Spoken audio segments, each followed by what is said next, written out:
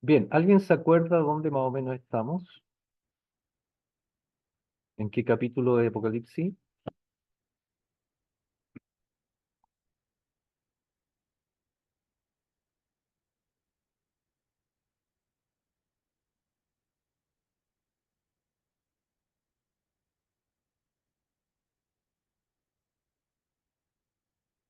Parece que no. Bueno, estamos dentro de lo que son los siete sellos. Ya hemos pasado eh, los primeros seis sellos y dentro de este último sello, que es el séptimo, ya vamos a tener que ver lo que son las trompetas. Si ustedes se fijan, hasta ahora hemos venido hablando de siete iglesias, siete sellos, siete trompetas y vamos a seguir usando el siete. Lo que quiero que sí notemos es que la revelación se presenta como por capas, o como subdivisiones, o como un subproducto, o eh, como que algunas escenas están dentro de otras. Entonces, así como hay siete sellos y dentro de ellos hay varias eh, secciones, dentro del último sello están recién lo que son siete trompetas y dentro de las siete trompetas ocurren otras cosas. Entonces, si ustedes se fijan ya de por sí el lenguaje es un poquito eh, distinto a lo que nosotros generalmente conocemos y añádale a eso toda la dificultad del lenguaje simbólico. Así que no es fácil tampoco, ¿ya? Eh, Querer tener una interpretación rápida es un poco complicado. Más bien hay que hacer un estudio bien acotado y bueno, hoy día queriendo recorrer parte de ese estudio y considerando que estamos aún dentro del séptimo sello, vamos a ver lo que son las trompetas. Son siete trompetas, vamos a ver si podemos abarcarlas todas, ¿ya? No sé si hay alguna consulta, algo antes de comenzar, alguna inquietud.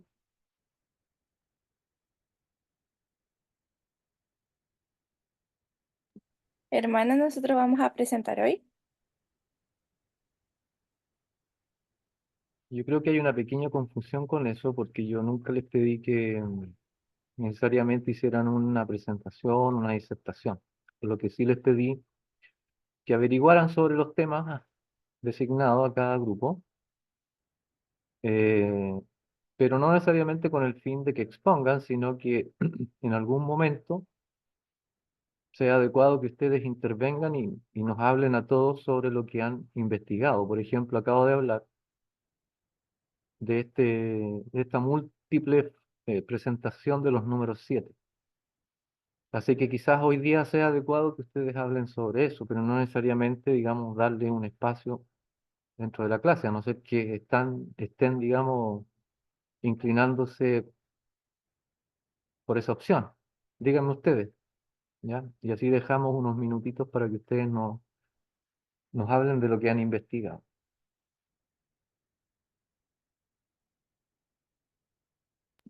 Es que con el hermano Cristian creíamos que sí, que había que presentar. Claro. Por eso le pregunto, pero si de repente usted nos dice, ahora necesito que hablen de eso, igual, es válido, como usted quiera. A ver, que acabamos de hablar, porque después no vamos a volver quizás a tocar el mismo tema, esto de que lo que yo acabo de explicar, de que ya hemos hablado de las siete iglesias, de los siete sellos, y dentro de los siete sellos, en el último sello, están como una subdivisión, entiéndase, acá están los sellos, y por debajo, o como parte del séptimo sello, lo que son las siete trompetas. Pero dentro de las siete trompetas también hay algunos llamados interludios, espacios donde el autor nos muestra otras experiencias, otras visiones, al parecer complementarias o dependiendo del punto anterior. Entonces, Quizás esto no lo voy a volver a explicar, pero, o quizás sí, no sé, porque debido a que no están todos, pero no sé si es adecuado hablar de lo que era la numerología o la geometría, que quizás son cosas distintas, como ustedes han descubierto, sí podemos ver alguna relación. Si quieren, les doy unos minutos y me hablan de eso. Ahora, antes de comenzar la clase. ¿Les parece? Después complementamos. Sí. ¿Sí? Sí, yo creo para igual no estar nerviosa. Después estar más tranquila. Para no estar en suspenso tanto rato, ya, ¿Me puede autorizar a compartir, hermano, por favor? ya. Un segundito. Am,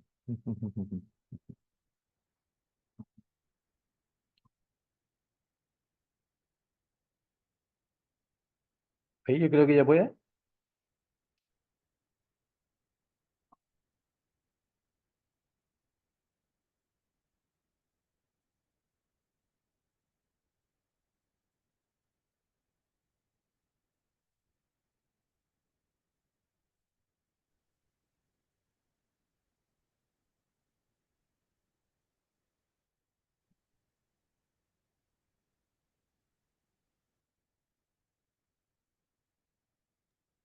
Se verá, se verá.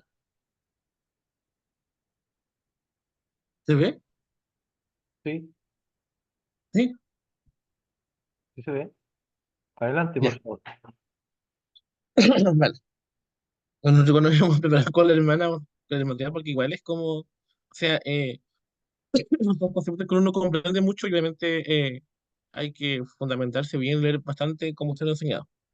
El origen histórico de lo que es la gematria o gematría, en la antigüedad, ¿cierto? Se hablaba de la gematría que se remonta a hechos anteriores, ¿cierto? A épocas más antiguas que tiene que ver con textos judíos también, hace más de 2000 años que se inició con esto. Una de las cosas que yo me pude percatar y buscar acerca de información es que su origen se basa a través de la cultura griega, ¿cierto? Que ellos fueron creando y obviamente tiene como dos raíces supuestas, que es una que es que viene de la base de la geometría, por el estudio de los números, porque la geometría representa eso a través de un lenguaje algebraico o también de la palabra epitilo, que era a través de la que buscaba también eso más o menos. Eh, Obviamente es un estudio que se va basando a través de la numeración, ¿cierto? Se asigna un valor a una letra o una palabra. eh, a través de los textos sagrados, ¿cierto? Los rabíes utilizaban la gematría para interpretar la Biblia y encontrar significados ocultos en las escrituras. Creían que las palabras también tenían como el mismo valor y una vez como uniéndolas, estas, ellos podían como interferir en los conceptos. Concepto básico para que podamos entender, entonces la gematría es un método de interpretación de palabras y frases basado en los valores numéricos de las letras del alfabeto hebreo. Cada letra tiene un valor asignado. Entonces, Aleph uno, Bet 2. Entonces, cuando uno forma una palabra, a cada letra le da un valor y esa suma da un total que obviamente puede derivarse de significados adicionales.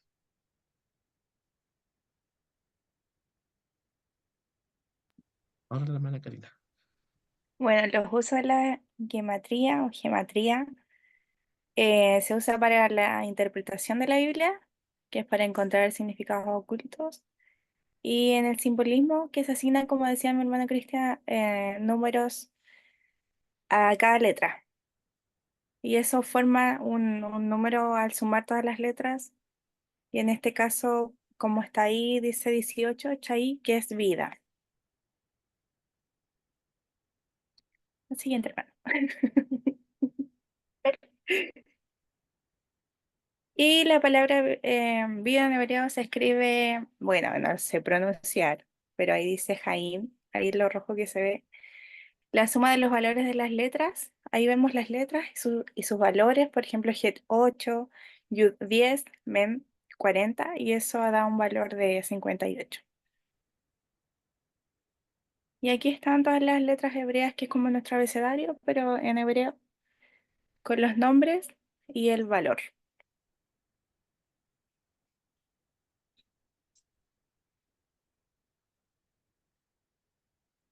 Y ahí tenemos otro ejemplo que son dos palabras que valen lo mismo, por decirlo así, el mismo número, que es amor y unidad. Y eso se hace harto en esto, en la geometría, que es como que las palabras que valen lo mismo, como que tienen un enlace.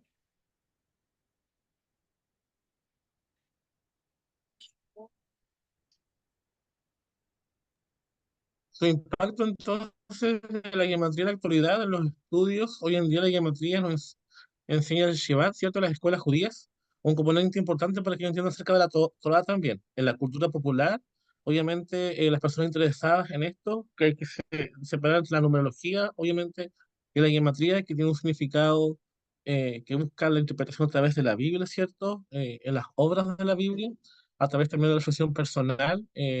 Muchas personas han utilizado la geometría para la reflexión espiritual, para entender intereses propios de la vida también y conexiones en ámbito académico, cierto, histórico a través de este estudio. Como decía la hermana Karina, por ejemplo, una de las cosas que uno se podía percatar o ver, buscar información, por ejemplo, la palabra rico, cuando lo traducimos al hebreo, suma 580. La palabra pobre, al traducirla cierto en hebreo y aplicar la geometría, da 70. Hay una diferencia consistente, pero la diferencia entre 580 y 70, si restamos, da 450. Y eso forma la palabra ten, que es dar. Entonces, uno podría decir, claro, para que el pobre deje de ser pobre, eh, el rico debiera dar. Uno puede tomar como esa ejemplaridad.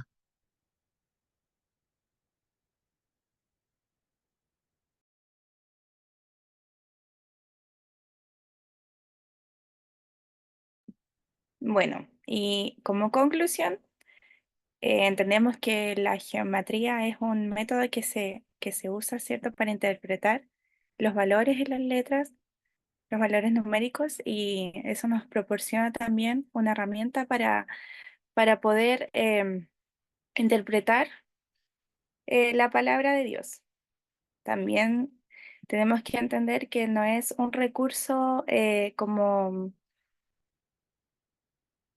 que deberíamos tomar solo ese recurso, por decirlo así, para interpretar la palabra, sino que eh, se puede tomar, pero no como al 100%, porque también hay que entender que muchas veces no es como muy preciso el tema de los números, en el sentido de dar la interpretación. Pero sí es una buena herramienta como para comprender que la palabra de Dios es un tema profundo, no es como cualquier libro. Dice, además la geometría promueve un aprecio por la riqueza del texto sagrado. Y eso es lo que decía yo, que nos da o nos brinda a que poder comprender que la palabra de Dios es algo que va más allá, pues algo divino, que no es algo simple como cualquier otro libro, como decía. Y también debemos tener recursos también para profundizar, por ejemplo, libros, buscar y artículos académicos. ¿Qué quiere decir esto? Buscar libros sobre cábala, misticismo judío o análisis bíblico que incluya geometría. O sea, esto abre un mundo completo a la geometría, a la interpretación. Por eso igual hay que tener cuidado, porque viene como del misticismo y vienen como de ese tipo de cosas. Entonces, claro, es un recurso bueno, pero también hay que tener cuidado a la hora de interpretar. Así que eso Claro, sería. como decía el hermano Marcelo, cuando hablamos de Apocalipsis, la numerología, todo representa, cierto, alguna conexión también para poder entender de mejor manera. Entonces, cuando se nos enseña, ¿cierto? Una cosa que se llama que es importante es buscar la información. Si yo dudo de algo o no creo, buscar si estoy bien en mi idea o estoy mal en mi idea, pero constantemente buscar la información correcta. No quedarnos muchas veces con una opinión o una lectura, porque tenemos que fundamentar nosotros igual. que crezca nuestro conocimiento.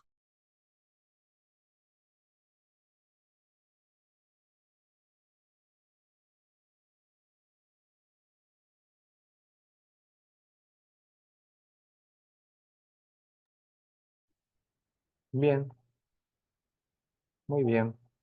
Muchas gracias. Creo que los comentarios que ustedes hicieron están muy acertados. A ver, eh, la gematría eh, es un recurso que uno puede obtener, ¿no es cierto?, a través de, eh, digamos, lo que son las lecturas de el hebreo, pero está limitado, al menos desde nuestra cosmovisión de las escrituras, desde nuestra teología, solamente al texto hebreo y aplicado siempre y cuando tenga una correspondencia lógica en el Nuevo Testamento. ¿Ya? Así como todas las teologías del Antiguo Testamento tienen que tener una coherencia con el Nuevo Testamento y viceversa. Ahora, cuando la gematría algunos la sacan y ya se van hacia lo que es lo místico, lo que es la Kabbalah, como decía usted, hermana Karina, hay que tener cuidado, ¿ya? Porque la Kabbalah es un tema totalmente aparte, es una mezcla de varias cosas y no solamente de lo que son para nosotros las santas escrituras inspiradas por el Señor. Así que esa explicación me gustó porque, claro, hay que tener cuidado, ¿ya? O sea, de traspasar los límites. Por otro lado, vi que la ortografía, o sea, que el lenguaje que ustedes usaron ahí es el lenguaje moderno de Israel. Y hay que hacer la diferencia, que el lenguaje o que el hebreo bíblico es distinto a lo que es el Israel actual, ¿ya? El hebreo bíblico, más que hebreo, el origen es arameo, y a eso se le llama la escritura cuadrada. Entonces, por supuesto que si ustedes se fijaron, el hebreo lleva algunos puntitos, qué sé yo, ese fue un sistema que le pusieron algunos judíos llamados los masoretas, que es un sistema vocálico, y lo añadieron al sistema consonántico del hebreo bíblico, para darle sentido a algunas palabras, y más precisión también a algunas palabras. Porque si ustedes las unen simplemente de manera consonántica, las palabras pueden tener varios significados. Entonces los masoretas pusieron un sistema de puntuaciones llamado los nekudot para poder diferenciar una palabra de la otra. Eh, pero la escritura bíblica es cuadrada, ¿ya? Así que ojo con eso porque el hebreo moderno, que es el que hoy se habla, no es el mismo hebreo bíblico. De hecho, imagínense, hay tanta diferencia que los israelíes de hoy, cuando leen la Biblia, no siempre lo entienden, a ese nivel de diferencia, ¿ya? Bueno, esa es una acotación, pero en general todo bien. Yo quiero mostrarles algo, sí. Yo a veces veo un canal de una persona que se dedica a hacer una interpretación en base a la gematría. Y quiero mostrárselo, ojalá voy a tener que apagar mi cámara y me parece que tengo que darle sonido también a esto para que ustedes escuchen. A ver, déjenme, ajá, o avísenme si se escucha o no se escucha, hermano.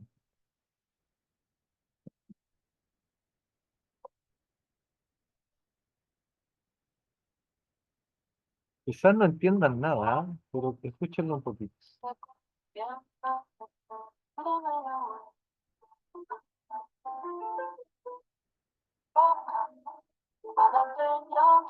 No, pero no era eso lo que quería que escucharan. Deme un segundito.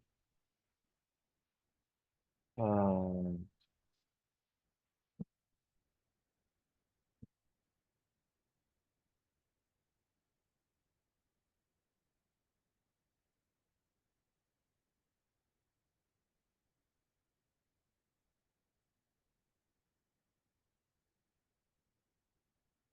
Vamos a ver si funciona.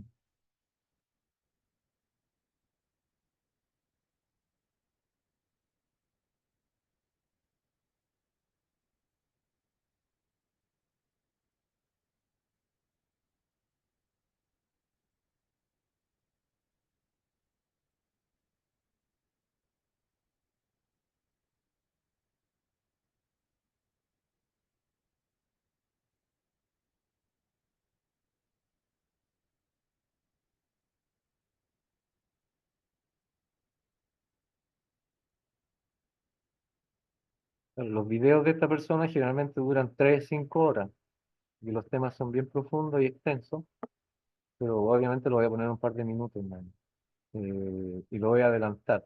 Pero me interesa que escuchen el lenguaje. A ver, me voy a adelantar un poquito y Padre por su doctrina de hombres y tradiciones ancianos. ¿se escucha eso? Entonces, Bereshit capítulo 13:13 dice, ahorita también los hombres de Sodoma. Revelaciones capítulo 11:8 dice que la gran ciudad donde morirán los dos testigos escucha? de Jerusalén, su condición espiritual es como Sodoma. ¿Sí se escucha, hermano? Sodoma, Ya, que es escuchen un poquito. Jerusalén, que es Sodoma. Los hombres excesivamente son malvados y pecadores delante de Yahweh porque han dejado a Yahweh por su doctrina de hombres y tradiciones de ancianos. Pero Yahweh le dijo a Abraham, después de que Lot el velo había sido quitado de su lado.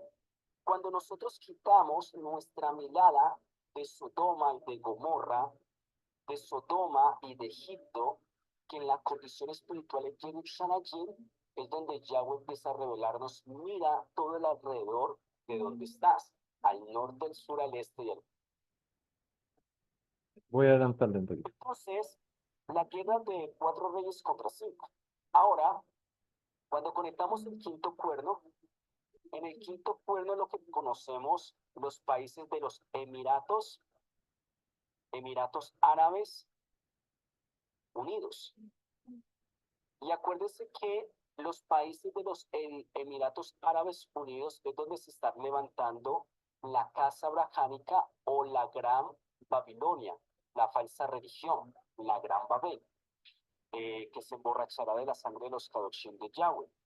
Lo que hemos estudiado con la unificación de la casa abrahámica, la unificación de las falsas religiones, de donde saldrá el falso profeta que tiene 2 cuernos, uno hará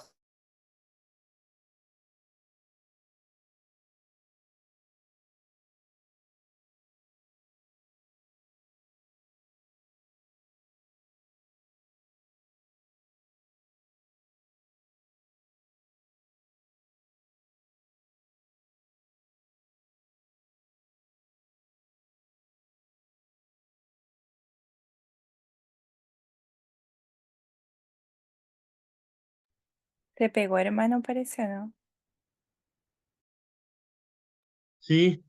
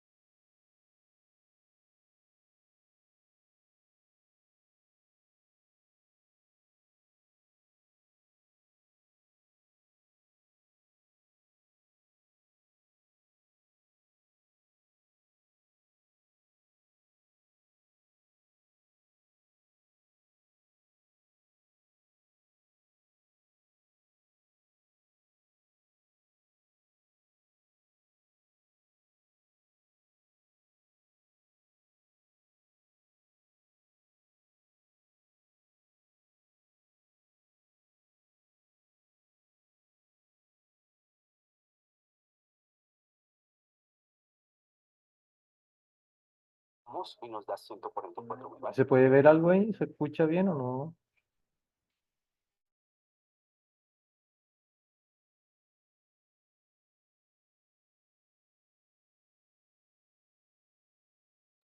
Sí, hermano, ahora se escuchó.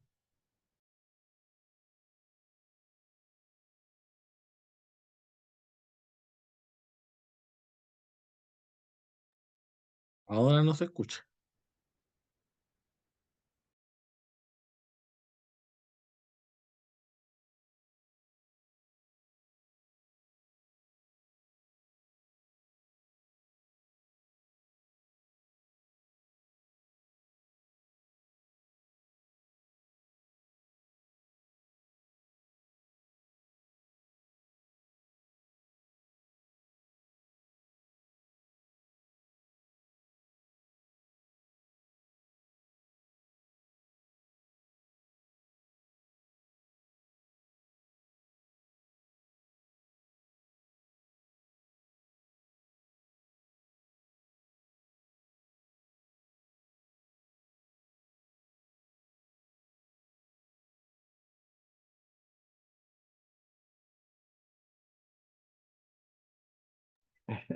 ¿Pudieron escuchar algo? No, hermano, Nada. no. Oh, pero hermano, ¿por qué no me dijeron? Y si le decíamos, Le Ya, dijimos nada. ya bueno, les voy a enviar el enlace para que ustedes lo vean ya. Eh, no tienen que ver todo, pero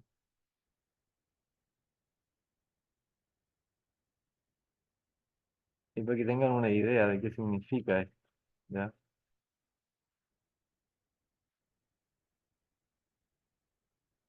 La verdad es que es un lenguaje bien extraño para nosotros porque no estamos acostumbrados a eso. De partida hay que saber hebreo. Y, y una vez entendiendo bien el idioma, ahí uno se puede ya sumergir en esto y descubrir que sí funciona, pero como decía la hermana Karina, hasta cierto límite. No podemos ir muy allá porque si no vamos a caer en lo que cayeron algunos, que es tratar de interpretar la vida a través de la Kabbalah y eso no tiene cabida en nosotros, ¿ya?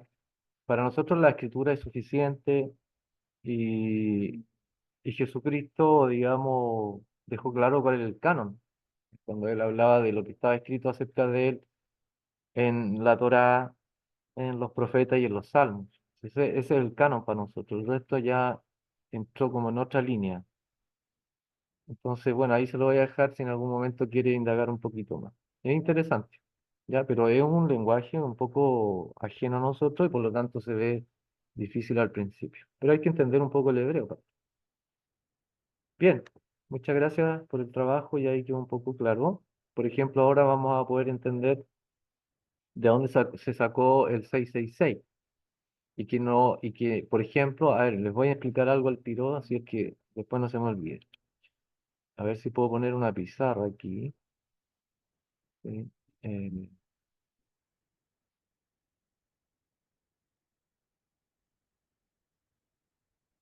para explicarles algo. Porque he escuchado cosas un poco raras. Por ejemplo, que no sé si ustedes conocen la bebida energética esa que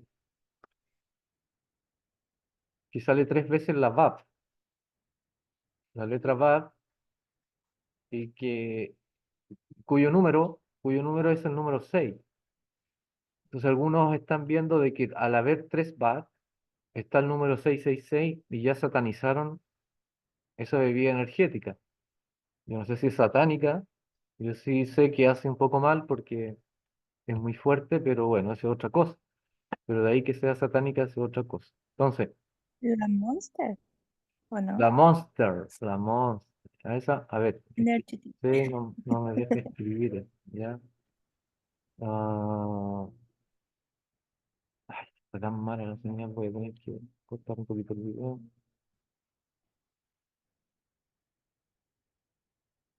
A ver, entonces, claro, que está grabando, tiene el video, entonces igual es complicado para esta cosa. Ya, aquí está. Entonces, a ver,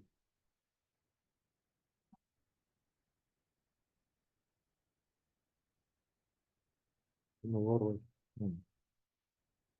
Ok, entonces, bueno, la Monster tiene algo así como así, que es muy parecida a la VAP.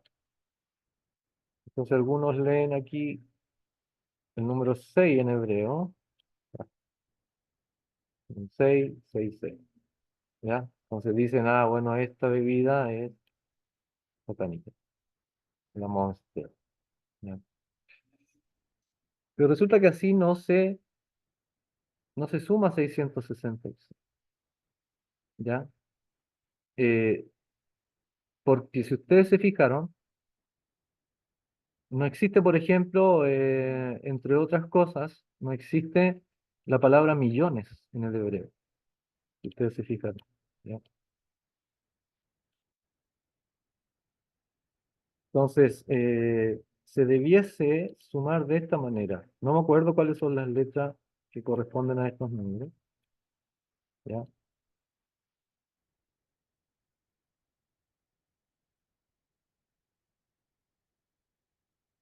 Así.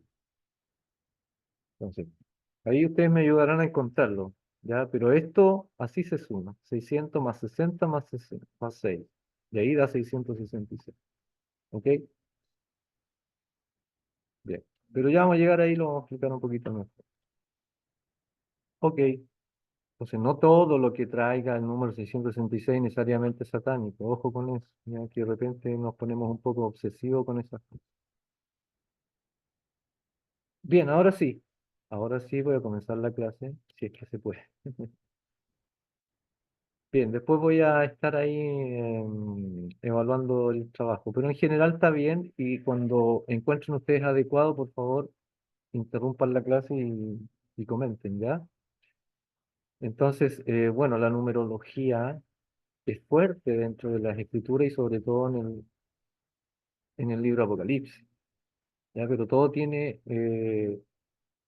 una razón de hacer, ¿ya? Conociendo un poco la gematría, ya vamos a entender, por ejemplo, que el número 7 no es lo que muchas veces uno escucha, que es el número 6 número de hombre, más uno con Dios, es el número 7 y con eso llegamos a la plenitud. Eso no es así, ya el número 7 es número de hombre, eh, y con uno más, ya ahí llegamos a otro número en donde Dios está con nosotros, ¿ya? Bien, pero ese es otro tema que vamos a tocar otro día.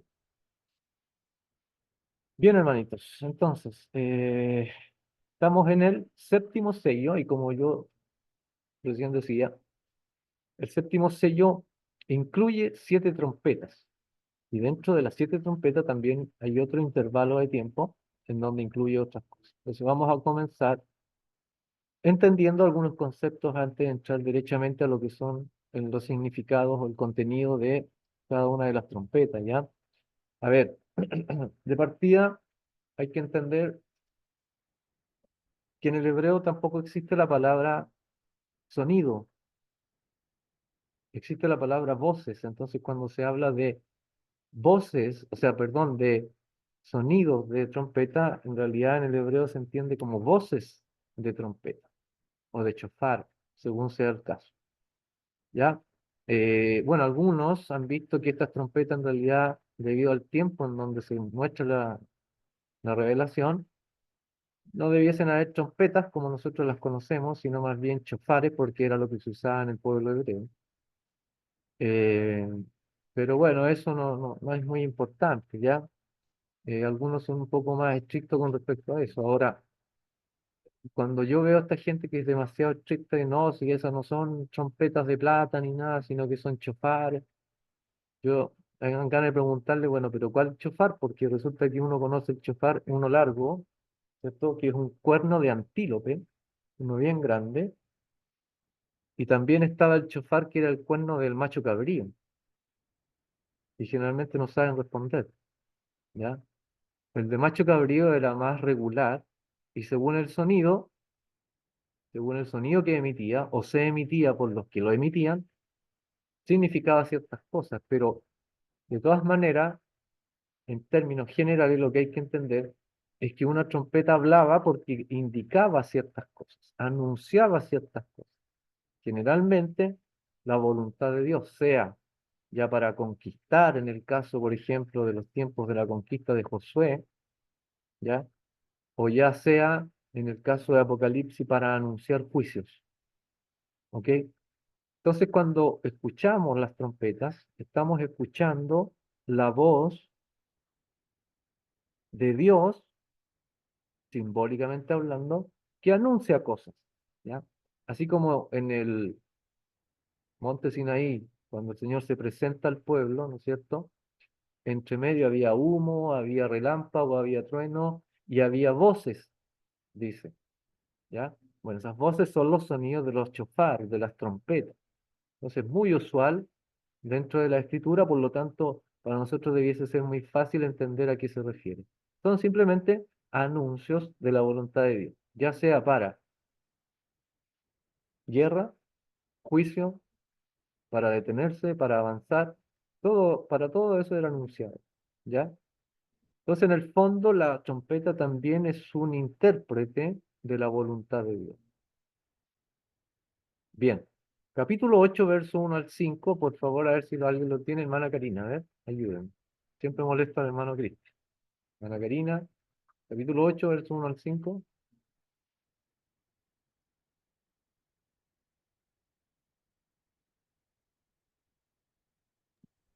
Ya. Capítulo 8 del 1 al 5. Cuando abrió el séptimo sello se hizo silencio en el cielo como por media hora. Y vi a los 7 ángeles que estaban en pie ante Dios, y se les dieron 7 trompetas. Otro ángel vino entonces y se paró ante el altar con un incensario de oro, y se le dio mucho incienso para añadirlo a las oraciones de todos los santos sobre el altar de oro que estaba delante del trono. Y de la mano del ángel subió a la presencia de Dios el humo del incienso con las oraciones de los santos. Y el ángel tomó el incensario y lo llenó del fuego del altar y lo arrojó a la tierra, y hubo truenos y voces y relámpagos y un terremoto. Bien, gracias. Entonces, bueno, aquí tenemos un lenguaje todavía altamente simbólico, y creo que lo vamos a tener durante todo este módulo. Pero siempre el humo fue símbolo de la ira de Dios, del furor de Dios, ¿ya? Ahora, cuando nosotros hablamos de ira, generalmente viene a nuestra imaginación de manera caricaturesca, ¿ya? A alguien que hierve de tanta ira. En realidad la ira es un concepto, cuando se habla de la ira de Dios, se habla del desprecio de Dios hacia otra cosa, o sea, dejarlo, ¿ya? Dejarlo en su insistencia, generalmente en el pecado. O sea, que él no lo va a aceptar, sino que va a ser rechazado y por ende, obviamente, todo aquel que esté lejos de Dios sufre lo que tiene que sufrir. Entonces, dice de todas maneras aquí que ese humo es parte de las oraciones de los santos. Entonces, dice que luego el ángel envía fuego a la tierra como retribución, si ustedes se fijan, a esas oraciones. Están orando por justicia, por venganza, si se quiere, si se puede usar esa palabra, ¿ya? Entonces el Señor autoriza al ángel a que tome el incienso, es decir, aquellas oraciones que han estado delante del Señor insistiendo justicia, y junto con esto dice que llenó del fuego del altar y lo arrojó a la tierra, y hubo truenos y voces y relámpagos y un terremoto. Ahora fíjense la conexión con el verso 6, y dice, y los 7 ángeles que tenían las 7 trompetas se dispusieron a tocarle. Entonces, todas las 7 trompetas pareciera ser el efecto de algo que se produce aquí en el verso 8 del 1 al 5, ¿ya?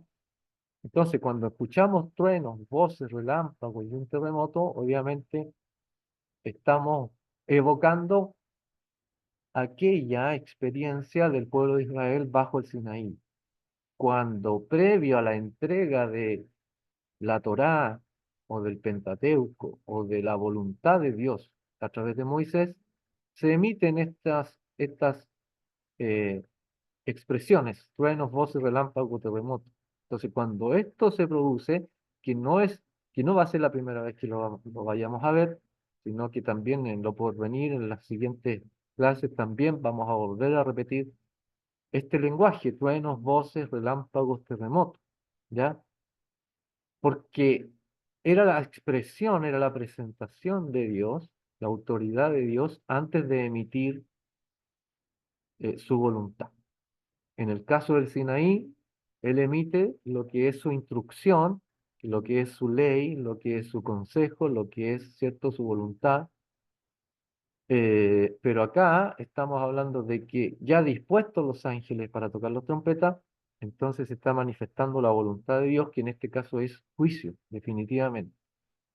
Y cuando se entiende eso, que es a raíz de las oraciones y de las experiencias de los hijos de Dios, eh, es entonces cuando Dios se dispone a hacer justicia, a emitir juicio contra aquellos que tienen que ver con las aflicciones de su pueblo, las persecuciones, las aflicciones, las burlas, etcétera, todo lo que vive, hasta el martirio que han vivido algunos. ¿Ya? Hoy día mismo, en cuantos países donde se vive la persecución de una manera brutal. O sea, agarran todas las familias, las acribillan y las queman, queman aldeas completas que son cristianos, ¿ya? En los países del Medio Oriente, donde está, por ejemplo, el Islam, también son tremendamente violentos. Todo eso está involucrado aquí, ¿ya? El tema es que, y no solo aquí, sino que en el resto de lo que es el Apocalipsis, es difícil establecer fechas, porque si ustedes se fijan, en primer lugar, se habla de 7 sellos, y dentro de los 7 sellos, en el último, en este caso en el séptimo sello, se habla de 7 trompetas, o sea, 7 anuncios, 7 juicios de Dios, ¿ya? Los cuales, junto con otras porciones, se pueden interpretar de manera cíclica o lineal. Y ahí está el conflicto y la problemática para el intérprete, porque ¿de qué está hablando? ¿Ya? O sea, si hablamos de persecución, siempre ha habido persecución. Entonces, ¿a qué tiempo aquí se refiere el juicio? O sea, sobre quiénes va a caer el juicio, eso es algo que no se puede determinar con mucha seguridad. Y ese es el gran problema de, digamos, en algunos casos para los exegetas, los intérpretes, ¿ya? Sin embargo, bueno, por la simbología y por el lenguaje podemos en alguna medida entender a qué se refiere, ¿ya? Ahora, si por ejemplo se entendiese de manera cíclica, es decir, que, no sé, en el tiempo antiguo, cuando se perseguía a los profetas, por ejemplo, y que el mismo pueblo de Israel mataba o despreciaba o acribillaba, bueno, ahí ya tenemos gente que clamaba a Dios por justicia, y estas oraciones se pueden haber sumado a las persecuciones que vinieron después en contra de los creyentes en el Mesías, ¿ya? En los primeros siglos. Y quizás después la persecución de las otras religiones hacia el cristianismo o de los que creían en el Mesías. Y así sucesivamente uno podría ir sumando y sumando, ¿ya? Y podríamos decir que, bueno, el Señor está de alguna manera haciendo justicia por cada uno de esos sucesos, independiente de lo cronológico. O simplemente en algún momento se juntó todo y el Señor ahora ya está haciendo justicia sobre todo. Pero ahí entramos en otros conflictos, porque si el Señor va a hacer justicia, es decir, va a castigar a aquellos que han sido persecutores, sí, de la iglesia o de sus hijos en general, en distintos tiempos, ¿sobre quién viene ese juicio? Va a tener que resucitarlos a todos para luego castigarlos. ¿Ya? Entonces se ve también eso en la Escritura, que un día serán resucitados aquellos que van a perdición eterna y otros a vida eterna. Bien, Hermano, ¿sí? con respecto al tema del juicio, pero una vez para hablando o sea, en teología, la hermana Marta ella explicaba que que no viéramos el juicio de Dios como algo negativo, como una connotación negativa, por ejemplo, cuando decimos que todos vamos a ser juiciados por Dios, todos pasaremos por un juicio. Ujú. No quiere decir que obviamente si nosotros ya somos salvos, Dios en ese juicio te va a decir, como uno siempre piensa que es como con una connotación negativa. Eso quiero llegar. Como Sí, que nos decía que cambiemos esa idea porque cuando se predica y sobre todo se habla de juicio es como un castigo sobre ujú. uno. No, no, no, obviamente. A ver, de hecho Pablo habla de que el juicio debe comenzar por casa, ¿ya?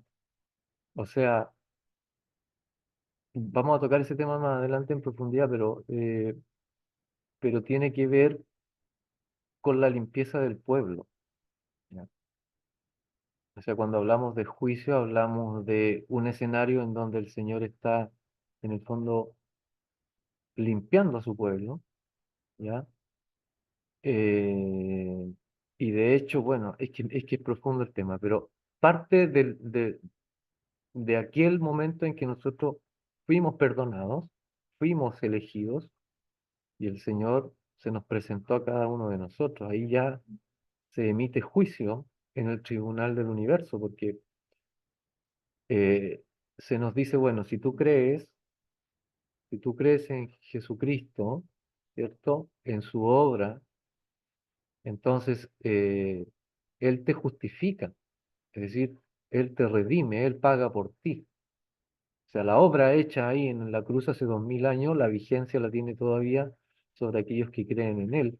Entonces se emite un acto de justicia que se llama justificación. Eso es parte del lenguaje del tribunal de Dios. Y de ahí en adelante hay un tema de enseñanza, hay un tema de que vivamos ciertas experiencias con el fin de ir despojándonos de la vieja naturaleza. Entonces, todo eso tiene que ver con juicio también, pero no que un día vamos a llegar delante de él y nos va a sorprender, tú te vas de aquí, no, no, no se trata de eso, tú, ¿cierto? Sino que parte del juicio es que, bueno, tú ya creíste en mi hijo, eres justificado y eres parte de las ovejas. Van a haber otros que son parte de los cabritos, ¿cierto? Que son puestos a la izquierda y que son enjuiciados, son condenados. Entonces hay que hacer la diferencia que dentro del juicio está la condenación y está la justificación. Eh, Ahora, ojo, que cuando hablamos de persecución, Pablo también habla acerca un poco de esto, y él habla ahí me parece que Colosenses, ¿ya? Donde dice que todavía, o sea, que las aflicciones, que él vive las aflicciones que aún faltan por Cristo de su iglesia.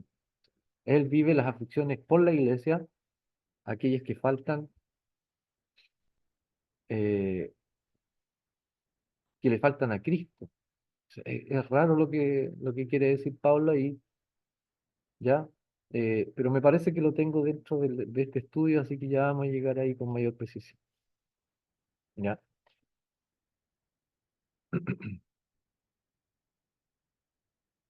Estaba buscando a ver si lo tenía. No, no, no llegamos ahí todavía. Muy bien. Entonces, la primera trompeta dice que suena y que hay granizo, fuego y sangre. Dice, el primer ángel tocó la trompeta y hubo granizo y fuego mezclados con sangre que fueron lanzados sobre la tierra, y la tercera parte de los árboles se quemó y se quemó toda hierba verde. Ahora, fíjense ustedes que sigue hablando en términos matemáticos y habla de un tercio, ya de una parte de tres. Entonces, todo lo que viene ahora en las trompetas no es que caiga sobre todo, como que siempre hay solo una parte. Y esto también es parte, digamos, del carácter de Dios cuando emite juicio. Eh, que no todos van a sufrir lo mismo. Ahora, cuando habla de granizo, fuego, sangre sobre árboles y hierba, obviamente nosotros, como hemos hecho hasta ahora, debemos hacer nuevamente el ejercicio de entender a qué se refería con árboles y hierba verde. Y dentro de el lenguaje que Juan manejaba, obviamente explicaba lo que explicaba. Entonces, si nosotros vamos, por ejemplo, a Génesis, a ver, vamos a ir a Jueces 9:8, por favor, para hacer el desarrollo, para que no simplemente yo no les diga, bueno, esto significa esto, sino que veámoslo en la escritura. Dice Jueces 9:8, entonces se juntaron todos los de Siquem con toda la casa de Milo y fueron y eligieron a Abimelech por rey cerca de la llanura del pilar que estaba en Siquem. Cuando se lo dijeron a Jotán, fue y se puso en la cumbre del monte de Gerizim y alzando su voz, clamó y les dijo, oídme, varones de Siquem, y así os oiga Dios.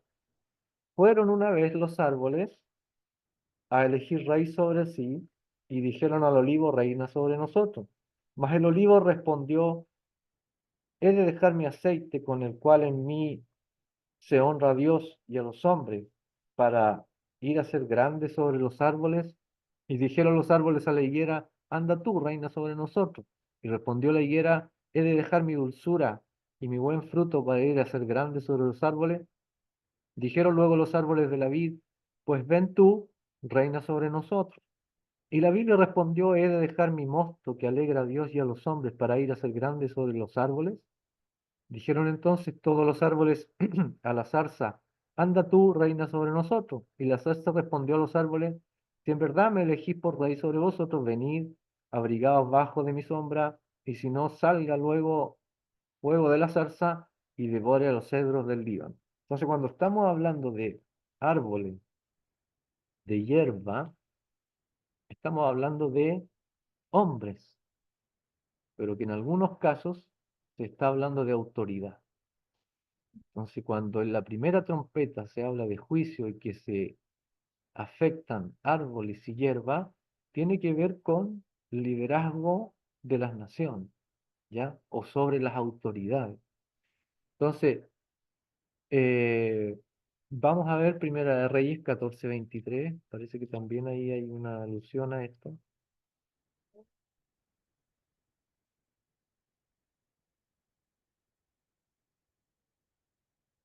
Dice, porque ellos también se edificaron lugares altos, estatuas e imágenes de acera en todo collado alto y debajo de todo árbol frondoso. Entonces también el árbol es símbolo de idolatría. ¿Ok? Salmos 1:3. Fíjense ustedes lo que dice ahí, se acordarán de memoria de ese pasaje. Bienaventurado el hombre. A ver, vamos allá.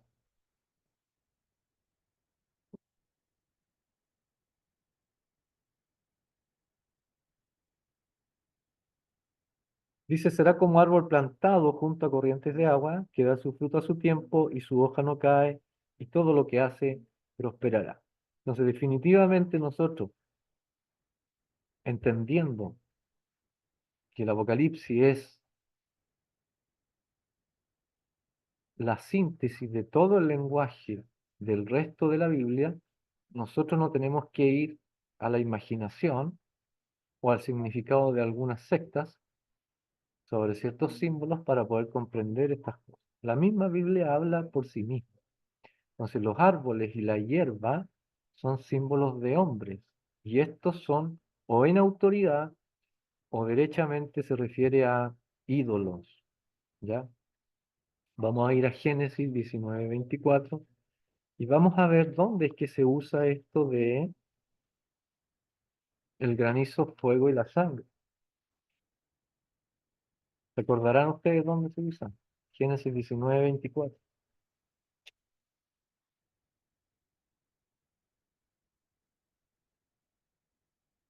Dice, entonces Jehová hizo llover sobre Sodoma y sobre Gomorra azufre y fuego de parte de Jehová desde los cielos. Y destruyó la ciudad y toda aquella llanura con todos los moradores de aquellas ciudades y el fruto de la tierra. ¿Ya? Bueno, ahí viene el tema de la mujer y qué sé yo, que mira para atrás y se convierte en... Entonces, la primera referencia que tenemos acerca de granizo y de fuego es lo que ocurre contra Sodoma y Gomorra. ¿Ya? Ahora, recordarán ustedes, y es bueno entender esto, que no es que Dios haga juicio a tontas y a locos. Recordarán lo que ocurrió ahí, que incluso Abraham intercede por estos lugares y dice, Señor, si hay 50 destruirás ese igual ese lugar, si hay 50 justos, bueno, si hay 50 no la destruyen. Y si hay 20 y 10, hasta 10 llegó. 50, 40, 30, ya Señor, y si hay 10, tampoco la destruiré. Pero parece que no había ni 10. Entonces llegó al colmo la maldad. Entonces, la primera trompeta tiene que ver con un tema de que el colmo llega, que la maldad llega al colmo. Y el Señor tiene que emitir juicio. ¿Ya? Imagínense si el Señor no emitiera juicio, porque algunos dicen, bueno, el Señor, sobre todo del Antiguo Testamento, y hacen toda una crítica injusta. El del Antiguo Testamento era cruel, era sanguinario. He escuchado ese tipo de expresión. ¿Ya? Entonces yo digo, ¿qué quieren? Porque simplemente nosotros es cosa de ver las noticias un rato y uno se llena de injusticia en el corazón. Porque ve la impunidad, como hay gente que siendo trabajadora tiene que encerrarse en sus casas y el delincuente anda libre por ahí. Eso ya habla de injusticia, gente que le cuesta mucho ganarse las cosas y vienen otros y se las roban o se las hacen tiras. Entonces, hay injusticia en el mundo. La realidad de la vida exige que haya justicia. Y si Dios no aplicara justicia a través del juicio, entonces Él sería injusto y sería cómplice incluso de eso. ¿Ya? Y diría, no, bueno, son todos mis hijos, lo que pretenden algunos, sobre todo hoy en día, ya justificar todas las cosas, no, es que es la naturaleza del hombre, le faltó educación, y hay una serie de frases hechas para justificar las actitudes. Pero para el Señor es claro, es pecado y listo, y merece juicio. Si no se arrepiente, como lo que ocurrió en Sodoma y Gomorra, va a tener castigo. Es así de simple. Cuando hablamos de hierba, recordarán ustedes que el mismo Señor hablaba en este lenguaje, ¿ya? Cuando el sembrador salió a sembrar y tiró la semilla, cayó en distintos lados, ¿ya? O cuando habla de la cizaña y el trigo, ¿ya? Entonces habla de las hierbas como personas, ¿ok? Bien.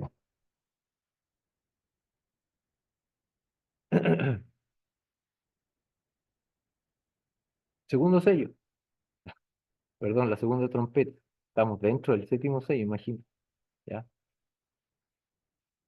Dice verso 8 y segundo ángel tocó la trompeta y como una gran montaña ardiendo en fuego fue precipitada en el mar y la tercera parte del mar se convirtió en sangre y murió la tercera parte de los seres vivientes que estaban en el mar y la tercera parte de las naves fue destruida.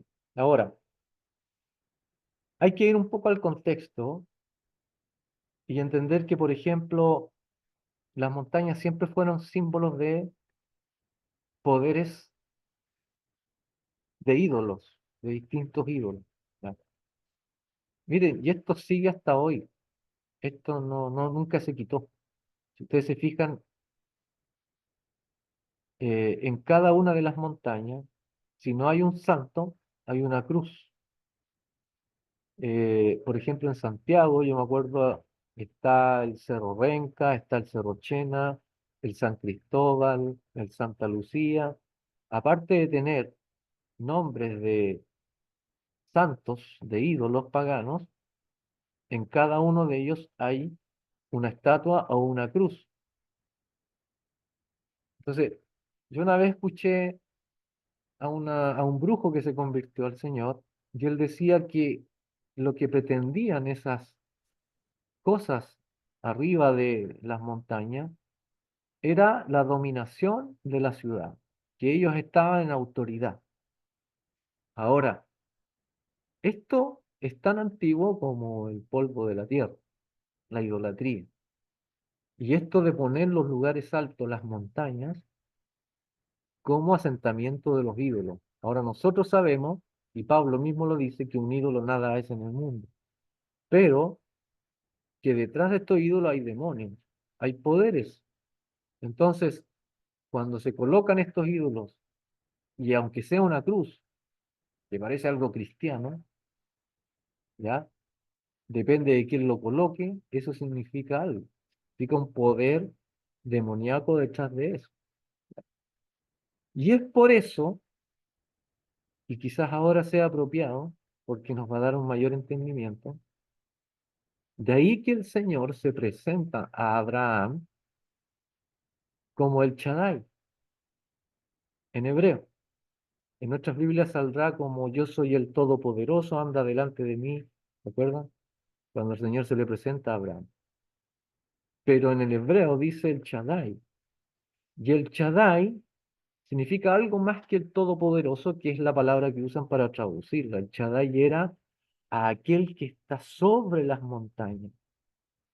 Por lo tanto, el Señor se presentó ante Abraham, quien tenía una cultura de que los poderes, los diferentes dioses estaban sobre los montes y por lo tanto tenían el poder en general.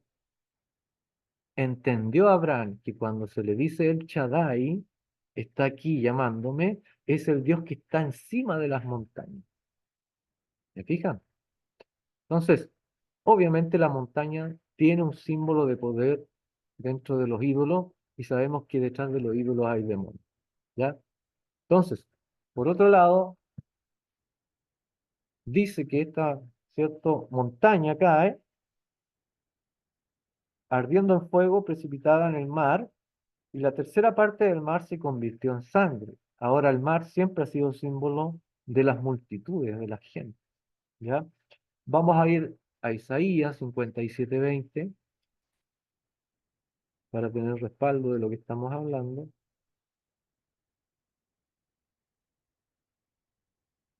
Isaías 57:20.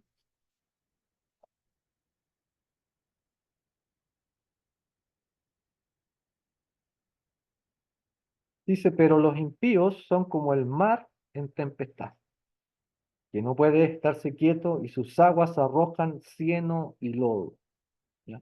Este es uno de los tantos pasajes bíblicos que nos hablan acerca de que el mar, sobre todo, porque hay distintos grupos de agua, ¿cierto? Está el mar, los ríos, están también eh, las fuentes de las aguas, tienen un significado específico. Y el mar siempre ha significado las multitudes de gente. ¿Ya? O sea, no en vano nosotros también usamos esta terminología hoy en día. ¿Ah? Vengo del estadio donde había un mar de gente. Eso es bíblico en realidad. ¿Ok? Bien. Entonces, imagínense qué es lo que está ocurriendo aquí. Pues si las montañas son ídolos que se caen sobre la gente, obviamente son ídolos que, digamos, no están sirviendo para proteger a las personas.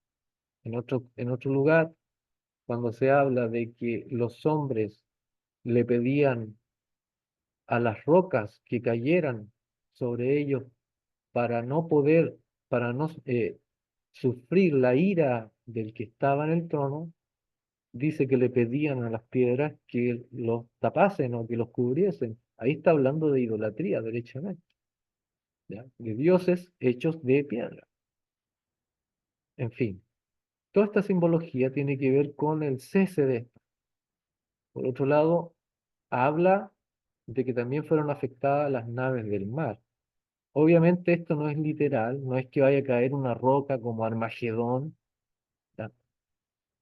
Eh, una de las cosas que le he pedido es sacarse ese pensamiento de Hollywood que tiene acerca del apocalipsis, y apocalipsis no significa fin de todas las cosas, ya lo hemos visto, significa revelación, es decir, aquello que el Señor, corriendo el velo, nos permite ver. Entonces, no necesariamente habla de cosas que van a ocurrir literalmente. Entonces, dice que esta montaña cae sobre la tercera parte, ¿ya? Del mar y fue afectada la tercera parte, dice aquí. Bueno, vamos allá.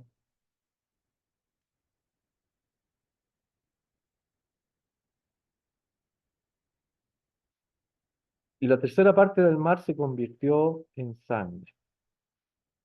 Y murió la tercera parte de los seres vivientes que estaban en el mar, y la tercera parte de las naves fue destruida. Entonces, si esto fuera literal, si cayera una montaña, por ejemplo, si cayera en el Pacífico, es difícil que afecte, digamos, otros lugares más lejanos, ¿ya? Claro, quizás van a haber tsunamis y cosas así, pero no va a tener el impacto como aquel que sufre el lugar directamente. Entonces se habla de naves del mar y siempre las naves del mar son símbolo de comercio, porque era en ese entonces el medio en donde se trasladaban para las necesidades de las personas. Entonces, las naves del mar simplemente son símbolos de comercio. Entonces, si unimos todo, la montaña, que puede significar aquellos ídolos que, digamos, más que salvar a la gente le hace más daño, es simplemente quizás algún tipo de doctrina, ¿ya? Que se cae, doctrina que se desarma ante el juicio de esta segunda trompeta. Y esto no está lejano, si usted cree que yo estoy, digamos, equivocado, vamos a segunda de Pedro y vamos a ver cómo es que Pedro habla acerca de estos que trafican o comercian, porque es la misma palabra.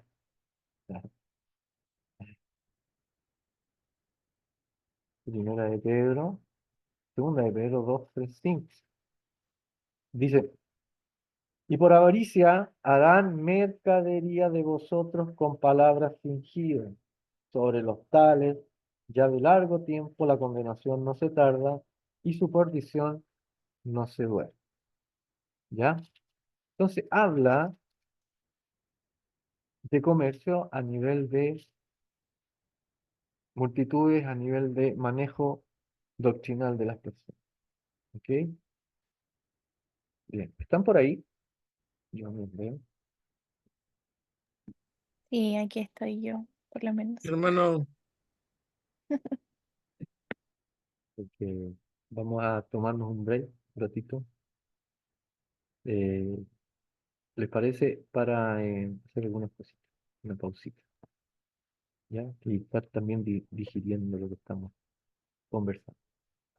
¿Ya? 10 minutitos y volvemos.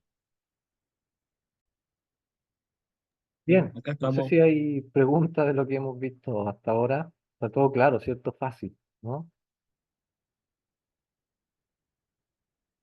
No, Apocalipsis no es un libro fácil. No, claro que no. Eh, es que lo que pasa es que hay que hacer el desarrollo, porque si uno lee así eh, de manera superficial es complicado, ¿ya? O sea, te enfrentas a un lenguaje desconocido y demasiado ultra simbólico, entonces hay que hacer el desarrollo, ¿ya? O sea, ¿de dónde sale? ¿Cuál es el precedente? ¿De dónde viene? ¿Por qué habla así? ¿Qué significan cada una de estas palabras? Entonces, eso requiere trabajo también. Eh, pero hay que tener, digamos, la disciplina para poder hacer eso también. Pero hasta ahora, bueno, yo creo que quedó más o menos claro con el precedente que hemos presentado a través de los escritos. Así que yo espero que en ese sentido, digamos, vaya quedando un poco más claro lo que estamos hablando. Eh, bien, Vamos entonces a la tercera trompeta. ¿Qué dice? Capítulo 8, verso 10. El tercer ángel tocó la trompeta y cayó del cielo una gran estrella, ardiendo como una antorcha, y cayó sobre la tercera parte de los ríos y sobre las fuentes de las aguas. Aquí otra vez tenemos agua, pero ya en otro sentido. Y el nombre de la estrella es Ajenjo, y la tercera parte de las aguas se convirtió en Ajenjo, y muchos hombres murieron a causa de esas aguas, porque se hicieron amargas.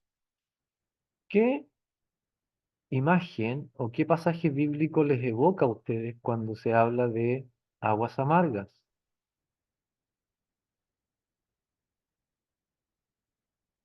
Vamos a Éxodo.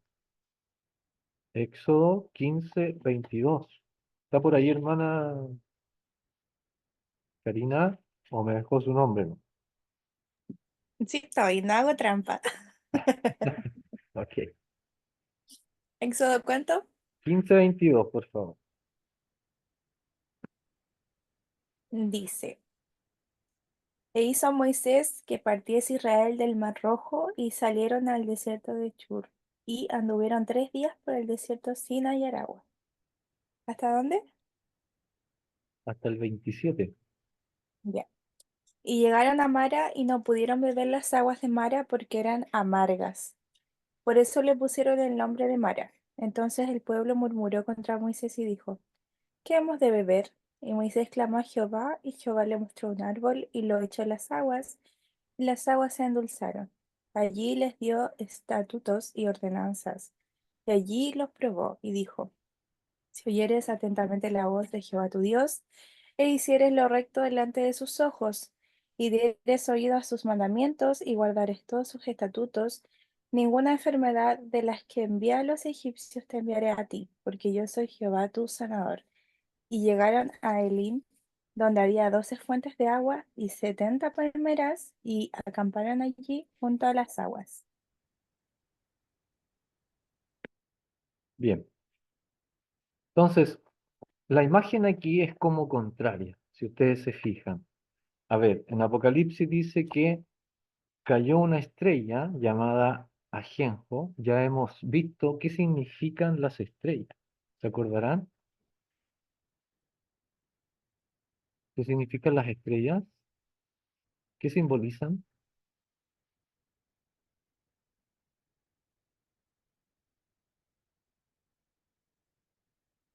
Yo no me acuerdo, hermano. Bueno, Cristian,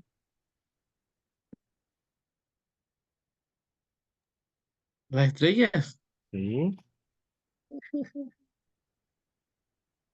una luz, guía. ya, lo dije más hasta ahí nada. Eh, a ver, vamos, capítulo 1, Apocalipsis. Apocalipsis 1:20, ¿qué Los dice? ángeles de las 7 iglesias, Ah, entonces, ¿qué simboliza la estrella? ángeles. Ya, pero aquí hay que aclarar algo. Creo que es propicio, es adecuado, que cuando hablamos de ángel, ¿de qué estamos hablando? ¿Ya? Porque ya vimos que los primeros 7 ángeles, ¿ya? Son el ángel de la iglesia. Entonces, ¿a qué se refiere el ángel?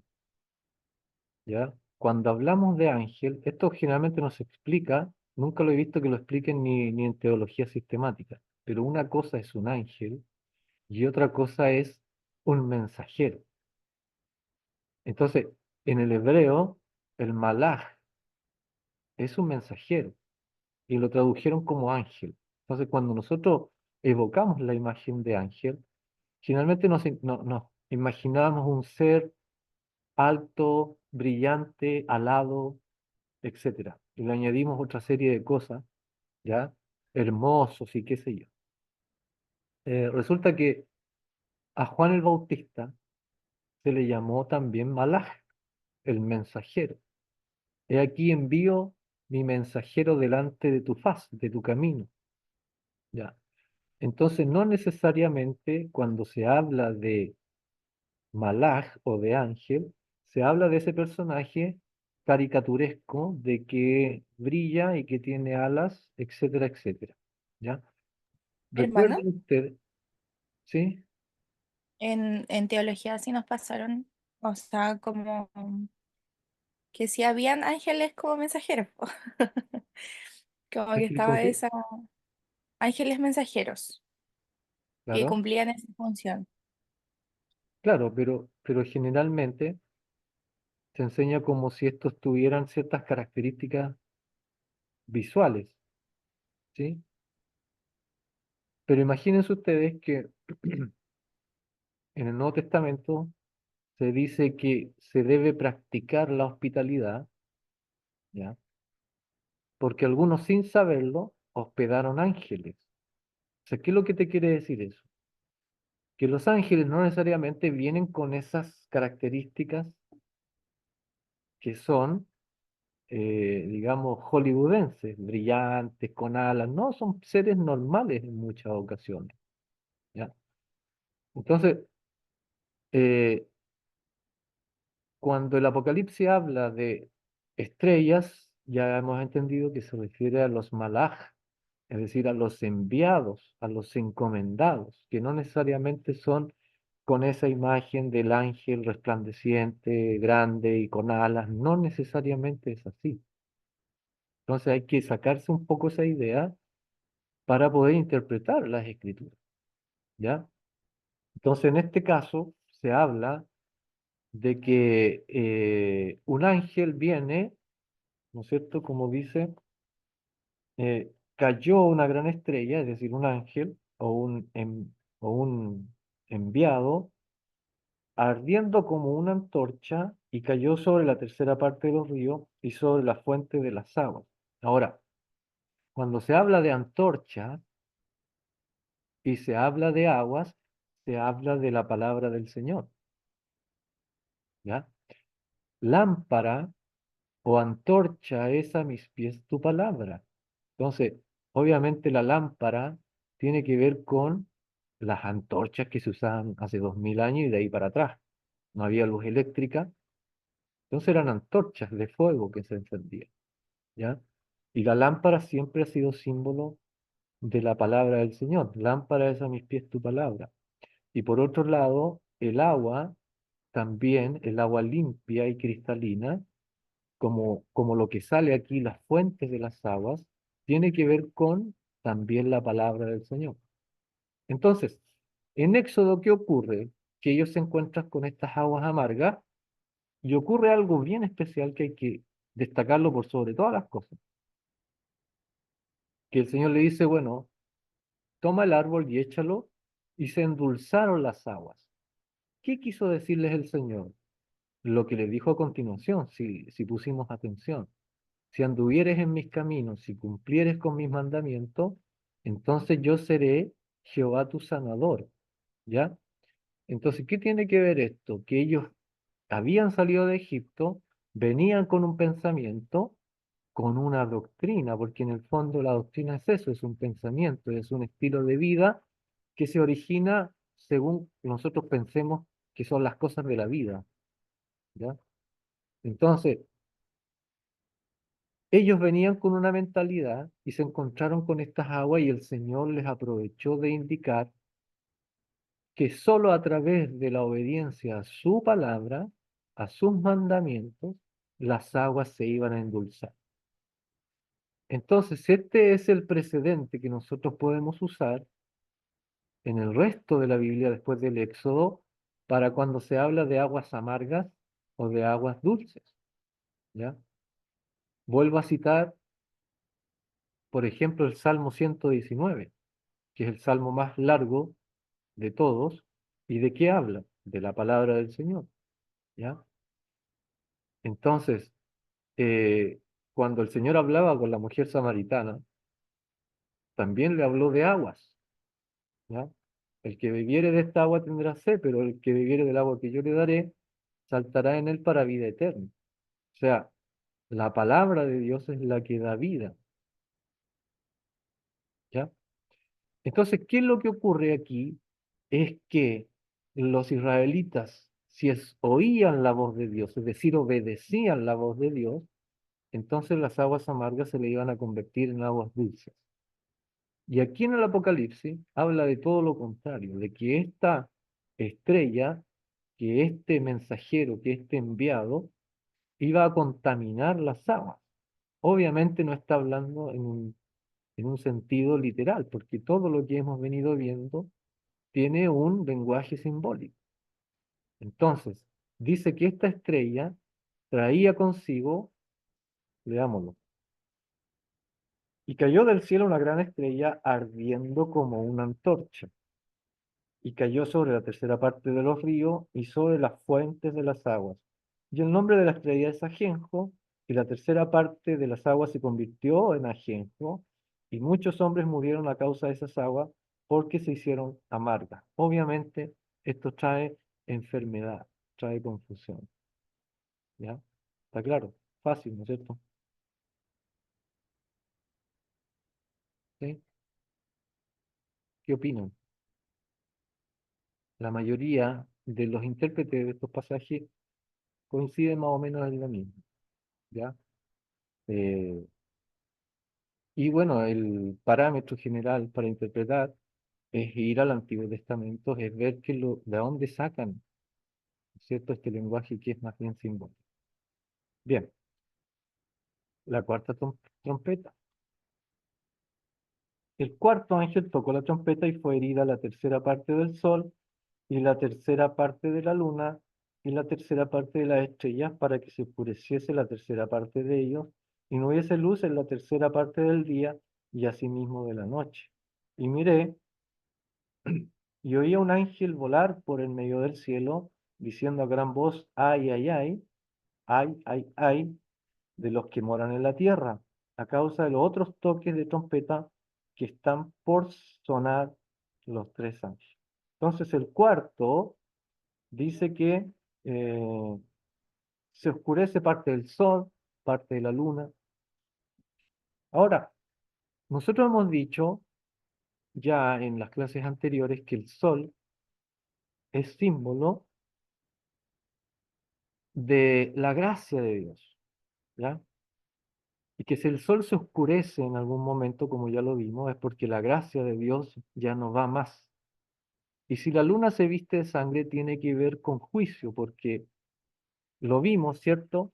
Que cuando se habla en el Antiguo Testamento de la sangre, por ejemplo, derramada en los vestidos de los que pisan el lagar, entonces se evoca la imagen de la luna con sangre. No es que, como ya lo hemos dicho, no es que estas lunas que son rojas y hoy en día, por medio de, digamos, de efectos visuales en el cielo, nosotros la veamos roja. Pues algunos dicen, bueno, esa es la luna del Apocalipsis, estamos en los últimos tiempos. No, no tiene que ver con eso. Si ustedes se fijan más adelante en el Apocalipsis habla de que el Señor es el que pisa el lagar y es por eso que sus vestidos quedan rojos. Se habla de juicio. ¿Ok? Y las estrellas, bueno, ya hemos visto que son los ángeles. Vimos que los ángeles son aquellos que emitirán el juicio también. Cuando el sol se oscurezca, la gracia de Dios se limite, ya no vaya más.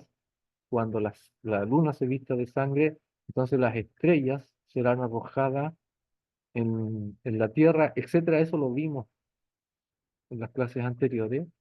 Y eso tiene un paralelo cuando el Señor dice que el sol se oscurecerá y que la luna no dará su resplandor. Entonces el Señor enviará a los ángeles a hacer lo que es la última cosecha sobre la tierra. Todo eso tiene un paralelo con lo que ya hemos visto. Sin embargo, también el sol, la luna y las estrellas eran una especie de mapa astrológico para los antiguos. O sea, lo que nosotros hoy en día simplemente con una aplicación a través del GPS nosotros podemos ver, ellos todo lo leían a través de los astros, a través del sol, la luna y las estrellas. De hecho, bíblicamente hablando y de parte del Señor, el calendario bíblico es lunar y no solar como el nuestro. ¿Ya? Y eso también está profetizado cuando se habla de que en los últimos tiempos, digamos, va a haber uno que va a querer cambiar los tiempos. Y de hecho lo cambió, porque lo que era antes el calendario bíblico y que todo el Medio Oriente lo usaba, después ya se implanta o se impone el calendario gregoriano, que lo hace Gregorio, que era un padre de la Iglesia Católica, ¿ya? Y cambió los tiempos. Pero en general, cuando se querían hacer cálculos para los viajes, por ejemplo, se hacían a través de la luna y de las estrellas. Recordarán ustedes lo que ocurre con los pastores o con los sabios del oriente que van a ver el nacimiento del Señor. Ellos se guían por una estrella, ¿ya? Entonces, cuando se habla de que suena la cuarta trompeta y que el sol ya no brilla como antes, o sea, de hecho es bien específico, ya dice que fue herida la tercera parte del sol y la tercera parte de la luna y la tercera parte de las estrellas para que se oscureciese la tercera parte de ellos. O sea, obviamente que está hablando en un lenguaje simbólico. No podemos apagar, ¿no es cierto?, en un tercio el sol. Eso es imposible. ¿Sí?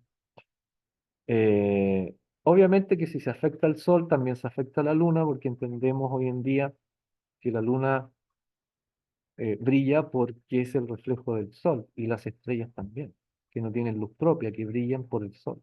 Entonces, eh, dice que y no hubiese luz en la tercera parte del día y asimismo de la noche. ¿Ya? Entonces, que no hubiese claridad, que hubiese confusión en este sentido. ¿Ya?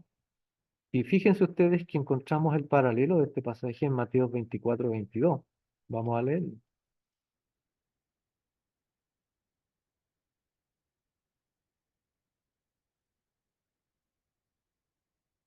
Y si aquellos días no fuesen acortados, ¿ya? O ¿qué ocurre? Que se oscurezca en parte el sol, la luna y las estrellas, que los días son, variarán, o sea, o se acortan, o de alguna manera hay, digamos, hay pobreza en la orientación de los tiempos.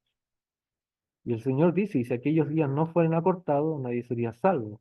Mas por causa de los escogidos, aquellos días serán acortados.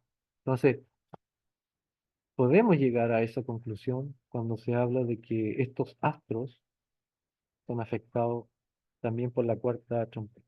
Bien. Capítulo 9, vamos para allá.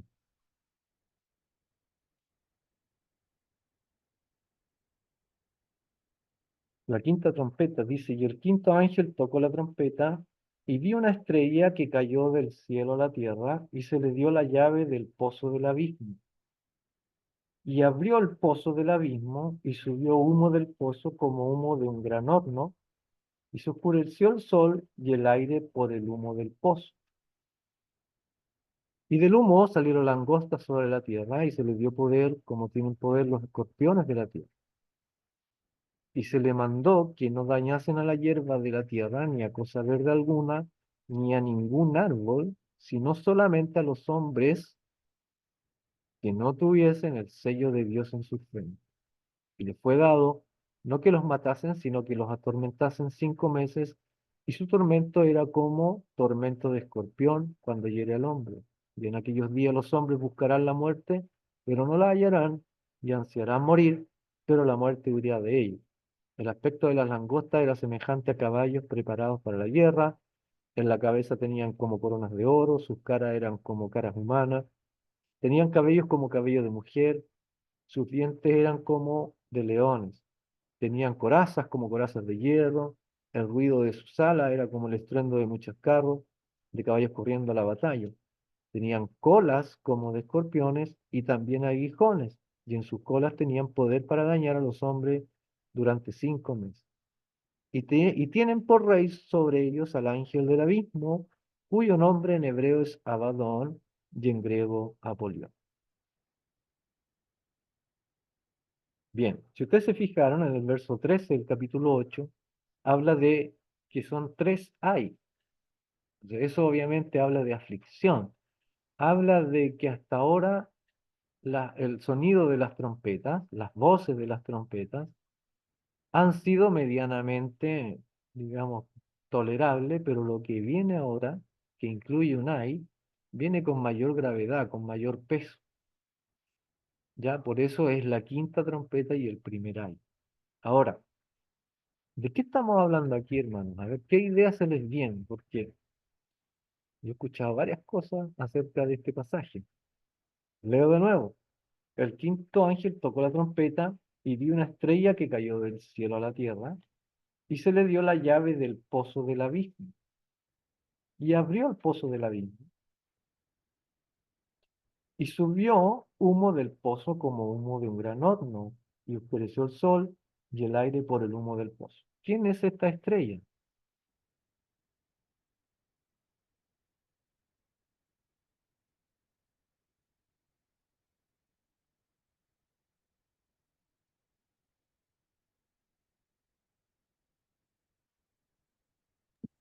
¿Se puede interpretar como que es Jesús o no? Ah, no,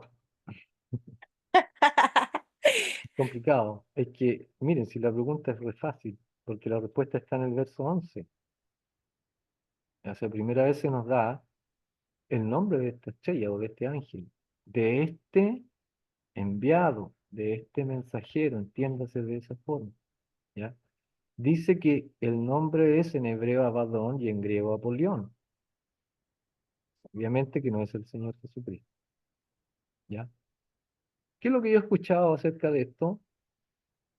Es que es el diablo, que cuando fue expulsado del cielo, cayó como una estrella, a raíz de que el Señor dice en alguna parte, en los evangelios, que él vio al enemigo caer como un rayo del cielo. Entonces dicen, ah, aquí está, entonces, ah, ya. Y resulta que los demás lo deducen y dicen, bueno, como cayó a la tierra, entonces él abrió el pozo del abismo y dejó salir a los demonios. Resulta que eso no lo dice aquí. Entonces es también especular un poco, ¿ya? Eh, por eso hay que leer bien. Fíjense ustedes que dice que cayó del cielo a la tierra. No es primera vez que se usa esta expresión, ¿ya? Cayó. Es distinto a como, por ejemplo, se dice del ángel eh,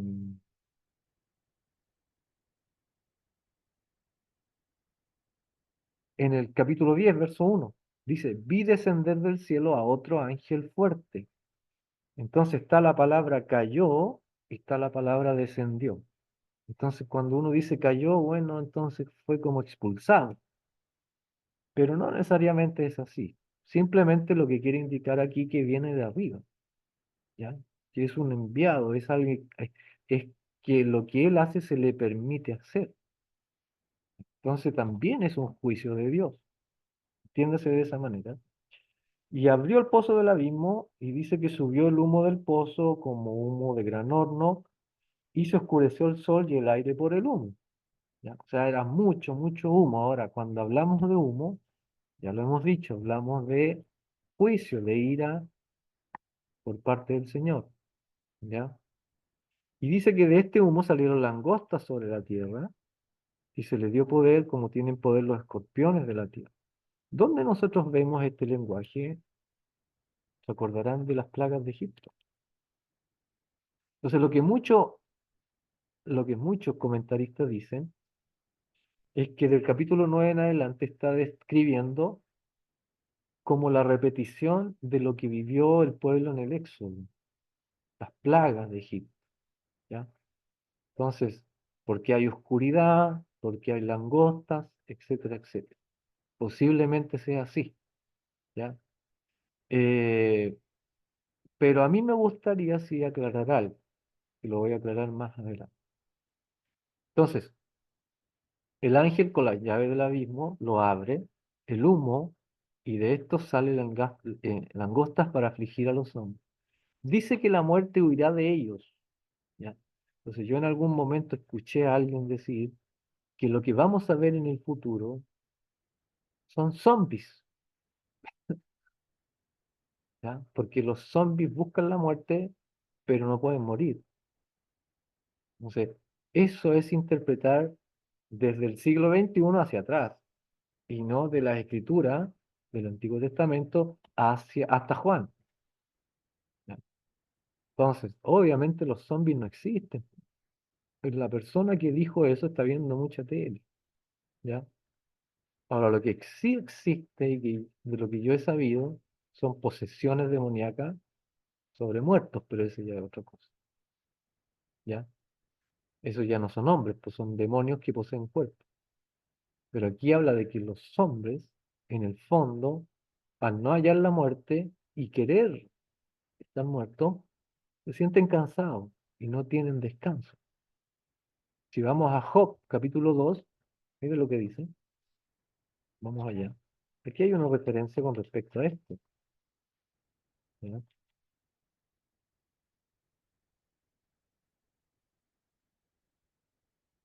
Ujú.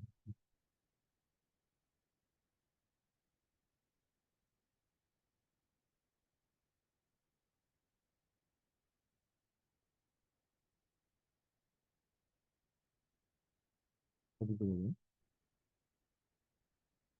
Mm,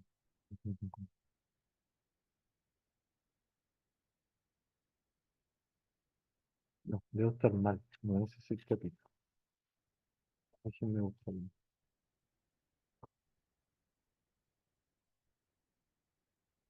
Déjenme.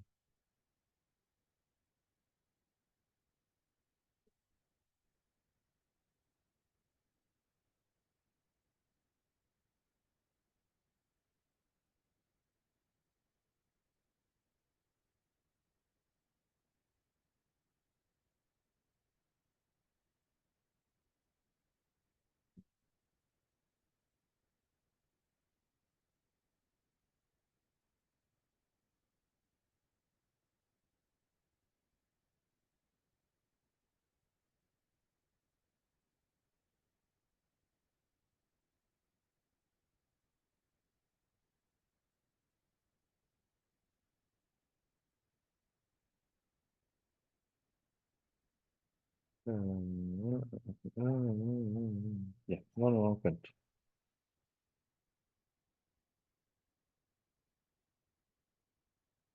Oh, se me perdió. Absolutamente.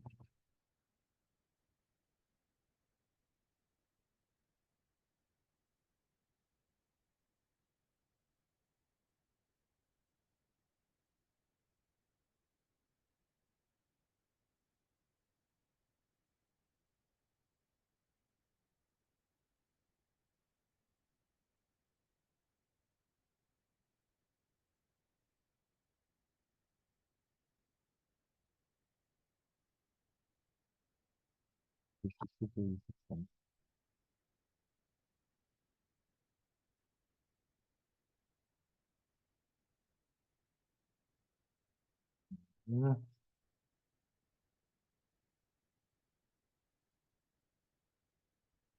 ya, no lo encuentro. Pero sale en Job de que muchos quieren descanso, pero no pueden. Hay un texto, ¿ya? Eh, ay, ya, Job 20.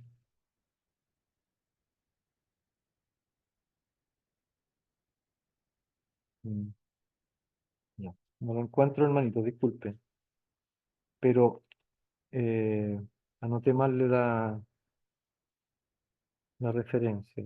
Lo voy a buscar después.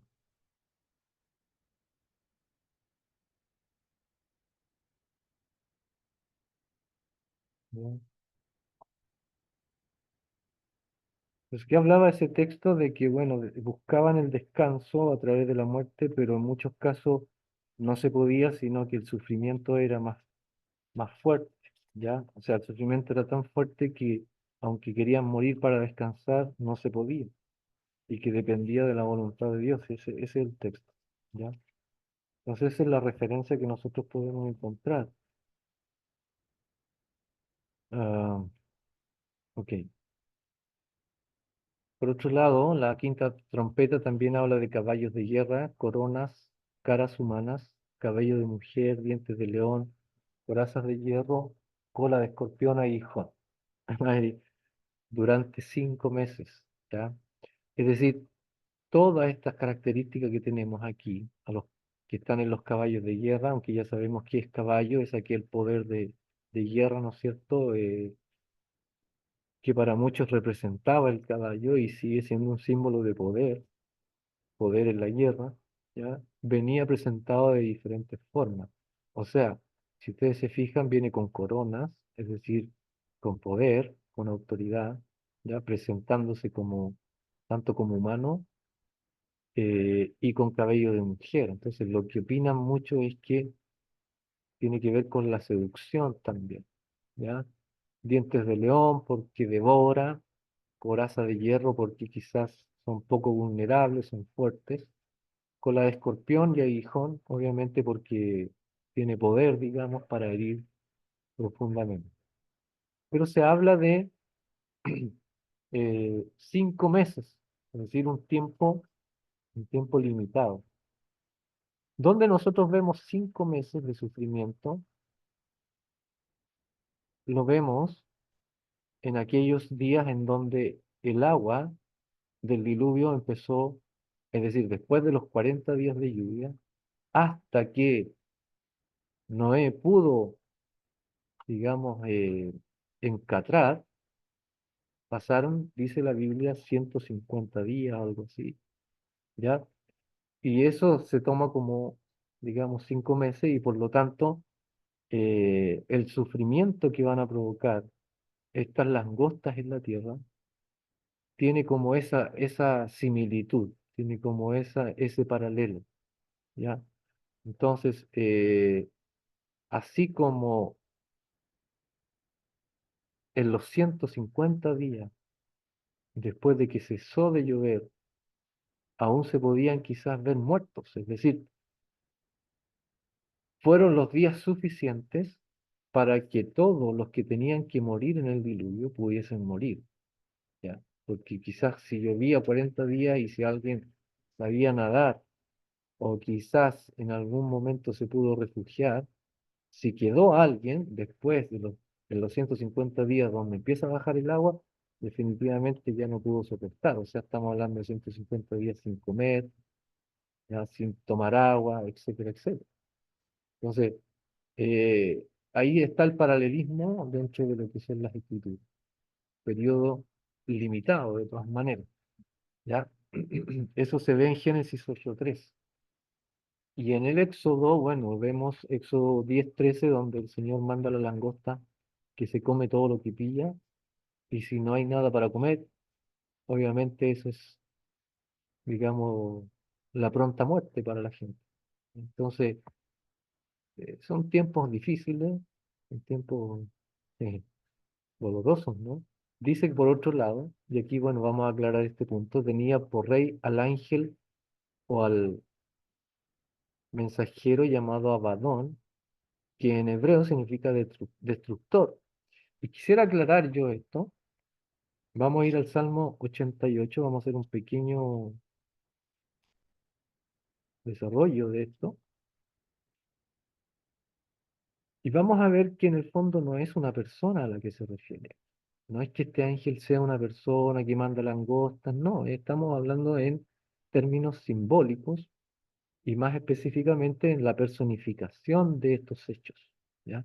Salmo 88:11 dice, a ver, alguien busque Job 26:6, por favor.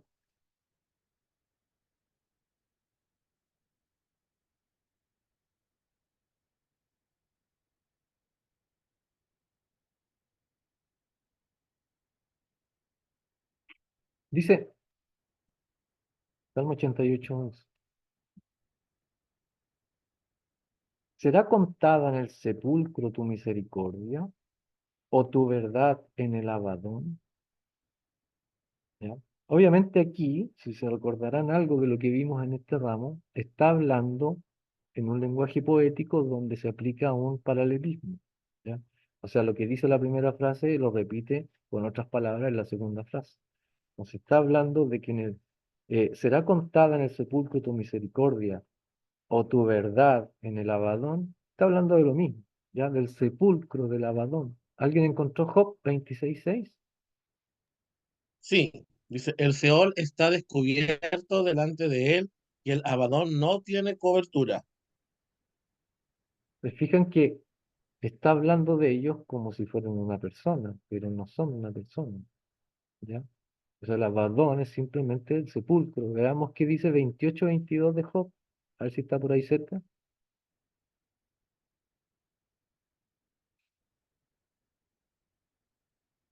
28-22. ¿Sí? Tras mi palabra nos replican y mi razón, no. El Abadón y la muerte dijeron, hemos oído con nuestros oídos. Entonces, si habla de una persona, cuando se refiere al Abadón, entonces la muerte también es una persona, porque ahí dice que habló el Abadón y la muerte, ¿cierto? ¿La muerte es una persona o no? No, Difícil, ¿no es cierto? O sea, a no ser que creamos en esa imagen de Hollywood donde hay un tipo con una capucha negra, con una cara de calavera y con un asaón así en la mano, ¿ya? Entonces, ¿qué es lo que vemos aquí? Que cuando se refiere al Abadón no se refiere a una persona, sino que es una personificación, es un lenguaje figurado, ¿ya? Entonces, es juicio definitivo y personificación de la muerte, eso es el Abadón. Entonces aquí no tiene que ver el diablo que sale del abismo aquí con los demonios, porque así lo he escuchado yo que lo interpretan, ¿ya? Pero acabamos de ver que el Abadón y la muerte son personificados y sabemos que la muerte no es una persona, es un estado distinto, ¿ya? Entonces cuando se habla, por ejemplo, de que Pablo mismo usa este lenguaje y dice, ¿dónde está, oh muerte, tu aguijón? ¿Dónde está, oh sepulcro, tu victoria? ¿El sepulcro escucha? No, es lenguaje figurado, ¿ya? Entonces el Abadón aquí en Apocalipsis simplemente es la personificación de la destrucción de estas personas, ¿ya? ¿Está claro, no? Fácil, ¿ya? Ah, bien, no sé si dejamos hasta acá la clase o continuamos con la secta. Díganme ustedes, o es mucha información, o ya están cansaditos.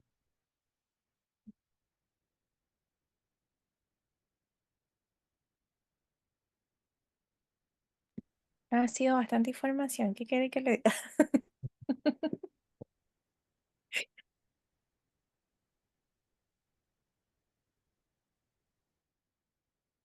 No, sí, es complicado, es difícil.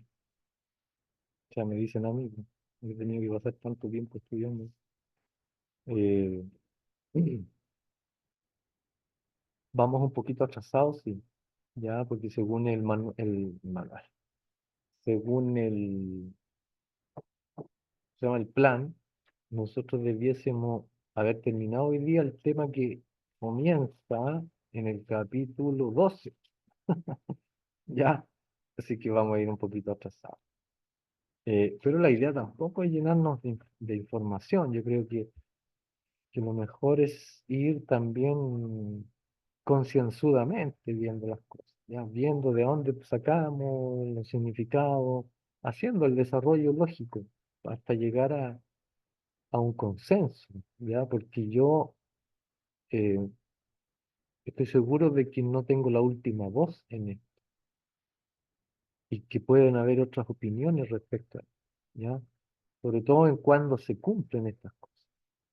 Lo que hasta ahora, ya con esta idea voy a terminar, lo que hasta ahora se entiende es que estas cosas ocurren de manera cíclica en el tiempo, ¿ya? Es decir, quizás antes de Cristo se hicieron algunas de estas cosas y por lo tanto también se emitieron algunos juicios, y después de Cristo también, hasta ahora. Entonces, que las trompetas no necesariamente están anunciando cosas del porvenir, sino que de tiempos cíclicos, ¿ya? Ahora, eso de cíclico o lineal, bueno, es evidente en las escrituras, ¿ya? Pues si ustedes se fijan, el sistema, por ejemplo, la relación que Dios tenía con su pueblo era cíclica, ¿ya? El Señor los levantaba, volvían a caer, el Señor los castigaba, se arrepentían, volvían a ser restaurados, todo el cíclico, y cada generación le ocurrió lo mismo. En el templo, por ejemplo, en el tabernáculo, en el sistema del tabernáculo, también se daba esto de que siempre era lo mismo y que nada cambiaba, ¿ya? Y bueno, el escritor de Eclesiastés habla de que siempre es lo mismo en el fondo, ¿ya?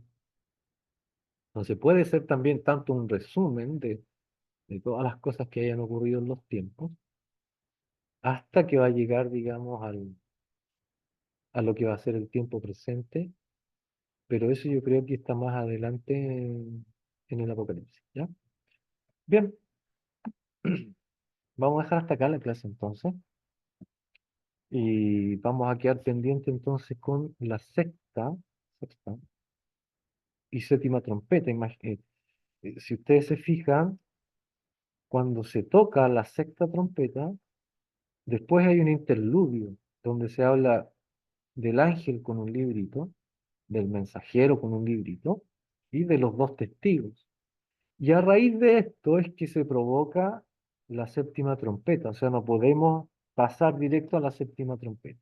Tenemos que pasar por el interludio, donde Juan ve otras cosas para poder llegar a lo que ocurre en la séptima trompeta. ¿Ya? ¿Comentarios? Ujú.